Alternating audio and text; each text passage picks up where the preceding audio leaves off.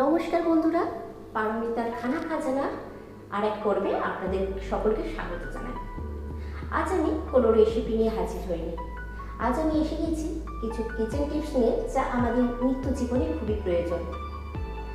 এই কিছু kitchen tips আমাদের জানা থাকলে আমাদের রেগুলার লাইফের কাজকর্ম কিন্তু অনেকটাই সোজা হয়ে যায়, আর কিছু পয়সার সাশ্রয়ও হয়ে যায়। আমাদের কিন্তু এই কিচেন টিপসগুলো জানা খুবই প্রয়োজন। তার মধ্যে আমি 5টা কিচেন টিপস আজকে নিয়ে হাজির হয়ে গেছি, যেগুলো ব্যবহার করলে আমাদের জীবন কিন্তু অনেকটা সহজ হয়ে যাবে। আশা করছি আপনাদের এই কিচেন টিপসগুলো খুবই উপকারে লাগবে। আর যদি আমার এই কিচেন টিপসগুলো আমাদের ভালো লেগে থাকে, তাহলে অবশ্যই লাইক আর শেয়ার করে দেবেন, আর আমার চ্যানেলটা সাবস্ক্রাইব করে পাশে থাকা বেল আইকনটা ক্লিক করে দেবেন। তাতে আমি যখনই এরকম ভালো ভালো কিছু কিচেন টিপস শেয়ার করব কিংবা কোনো রেসিপি শেয়ার করব, সবার আগে নোটিফিকেশান আপনার কাছে পৌঁছে যাবে। তাহলে ভিডিওটা স্কিপ না করে শেষ পর্যন্ত দেখতে থাকুন। আশা করছি আপনাদের খুবই ভালো লাগবে। আমার প্রথম টিপস হলো আটা, ময়দা কিংবা বেসন নিয়ে। অনেক সময় আমরা ডাব্বার মধ্যে বা কৌটোর মধ্যে আটা, ময়দা বা বেসন ঢেলে রাখার পরেও কিন্তু পোকা লেগে যায়। তার জন্য একটা টিপস আছে, যদি সেই টিপসটা ফলো করা যায় তাহলে কিন্তু আর আটা, ময়দা বা বেসনে পোকা লাগবে না। তাহলে দেখতে থাকুন সেই টিপসটা কি। আমি একটা কৌটো নিয়ে নিয়েছি বা ডাব্বা নিয়ে নিয়েছি, তার মধ্যে কিছুটা পরিমাণ ময়দা ঢেলে দিলাম, দিয়ে তার মধ্যে দিয়ে দেবো 2টো শুকনো লঙ্কা আর 2-3টের মতো লবঙ্গ। যখন কিন্তু আটা, ময়দা বা বেসন ডাব্বার মধ্যে ঢালবেন, তখনই কিন্তু এই টিপসটা ফলো করতে হবে। এইভাবে আমি স্টেপ বাই স্টেপ কিন্তু লঙ্কা আর লবঙ্গটা রেখে যাব। যেমন আমি আবারও একটু ময়দা ঢেলে দিয়ে তার মধ্যে আবার শুকনো লঙ্কা আর লবঙ্গ দিয়ে দিলাম, দিয়ে আবারও আমি ময়দাটা ঢেলে দিলাম। দেখুন পুরো ময়দাটা ঢালা হয়ে গেছে। এবার আমি ওপর থেকে আবার 2টো শুকনো লঙ্কা আর কয়েকটা লবঙ্গ দিয়ে দিলাম, দিয়ে ঢাকনা বন্ধ করে রেখে দেবো। আশা করছি আপনাদের এই টিপসটা খুবই ভালো লেগেছে আর আপনাদের উপকারেও আসবে।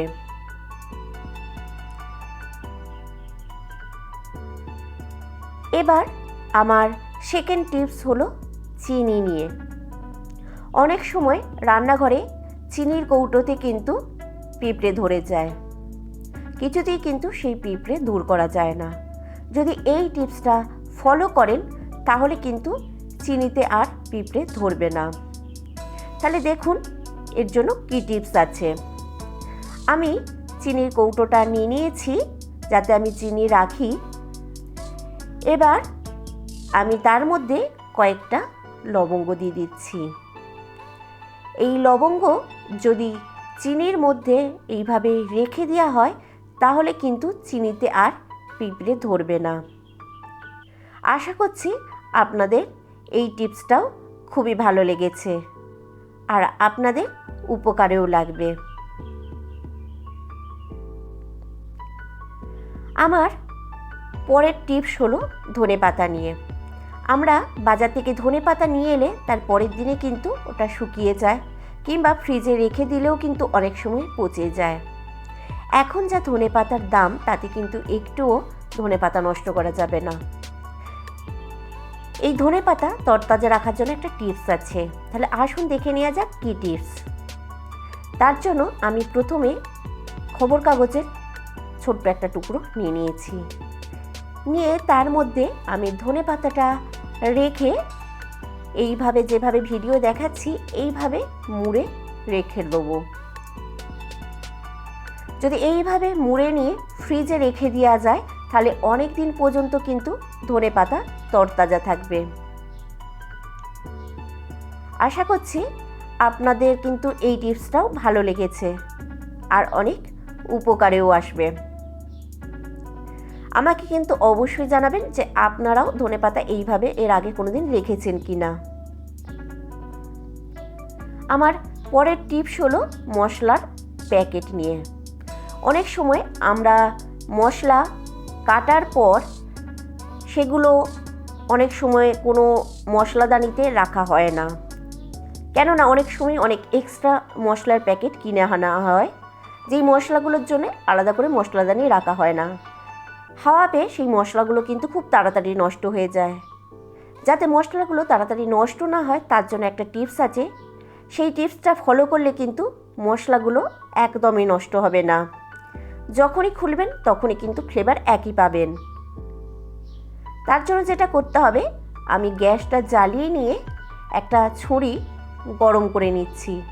আপনাদের কাছে ছুরি না থাকলে যে কোনো জিনিসই এরকমভাবে গরম করে মশলার প্যাকেটে যেখানটা কাটা আছে সেখানটা যদি একটু চেপে ধরেন তাহলেই দেখবেন মশলার প্যাকেটটা এই ধরনের সিল হয়ে গেছে। এইভাবে আমি কিন্তু সব কটা মশলার যে কটার প্যাকেট কাটা আছে সব কটাতেই আমি এইভাবে গরম ছুরিটা লাগিয়ে দেবো। দেখুন তাহলেই কিন্তু খুব সুন্দর সিল হয়ে যাচ্ছে। এর ফলে কিন্তু মশলাতে আর হাওয়া ঢুকবে না, যার ফলে মশলাগুলো খুব ফ্রেশ থাকবে। তাহলে দেখতেই পেলেন কত সহজেই এই মশলার প্যাকেট সিল করে নেওয়া যায়।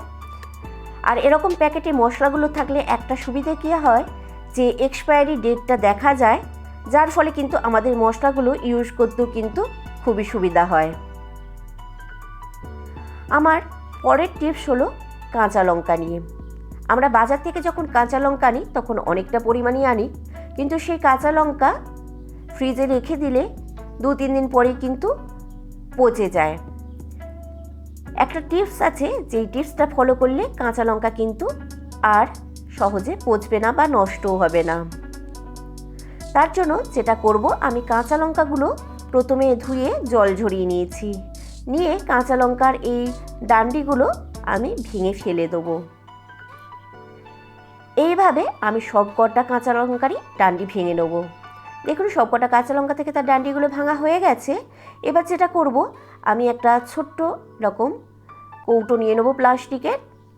আপনাদের যতটা কাঁচা লঙ্কা পরিমাণে থাকবে সেই হিসাবেই কিন্তু কৌটো নিতে পারেন। এবার এর মধ্যে একটা টিস্যু পেপার রেখে দিলাম। যদি টিস্যু পেপার না থাকে তাহলে কিন্তু খবর কাগজের টুকরো এইভাবে রাখতে পারেন। রেখে তার মধ্যে আমি কাঁচা লঙ্কাগুলো রেখে দিলাম।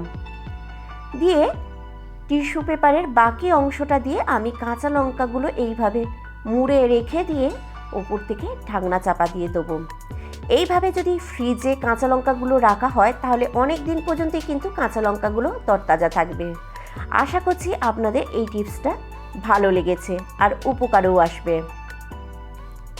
আমার পরের টিপস হলো, ফ্রিজে অনেক সময় দুর্গন্ধ ছাড়ে। আমরা খাবার দাবার রাখা কিংবা সবজি রাখার ফলে ফ্রিজে কিছুদিন ছাড়া ছাড়াই কিন্তু একটা দুর্গন্ধের সৃষ্টি হয়। আমি প্রথমেই বলবো, ফ্রিজে যদি কোনো খাবার দাবার রাখেন সেটা কিন্তু ঢাকনা চাপা দিয়ে রাখার চেষ্টা করবেন।